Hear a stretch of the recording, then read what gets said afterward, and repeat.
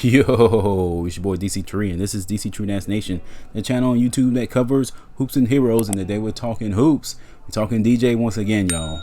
And I started not to make this video because I did not feel like wrestling with people in the comments. But man, Spurs fans are acting up. Because fans are acting like this is just the biggest dig ever at the San Antonio Spurs organization, or the most disrespectful tweet ever at the Spurs fan base. I'ma kill him. I'm about to kill him. And really, it isn't. It's just 1000% facts. That's all this is. You see what I'm saying? DJ has said nothing but great things about the Spurs organization since he's been there. He talked about the Spurs saving his life. He talked about wanting to be a Spur forever. He talked about winning a championship for the Spur. When he was introduced to the Hawks, he said all good things about the organization. So we're going to throw that out the window and treat him like Kawhi Leonard because of a tweet that was true? Come on now. He had every intention with signing with the San Antonio Spurs. He just couldn't because of the CBA rules with his current extension. This is not any new information. And Spurs fans can't have it both ways. You can't say, hey, he forced a trade and get mad. And then you can't get mad when he throws a little shade for not being wanted when he wants to be on the team.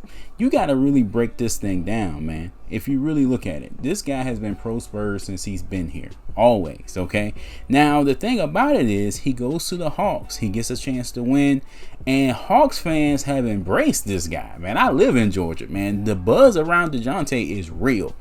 And honestly, DeJounte has a right to feel a little off because the Spurs tell him, hey, we're rebuilding.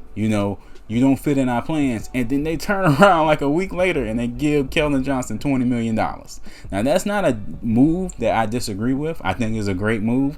But if you're DJ, you're like, yo, what happened to the rebuilding? This is $20 million that Keldon's going to get when they were just paying DJ 16. You got to feel a little salty about that, man. Yeah, like I said in my other videos, you got to remember these guys are human. They're human. They feel a certain kind of way when things like this happen.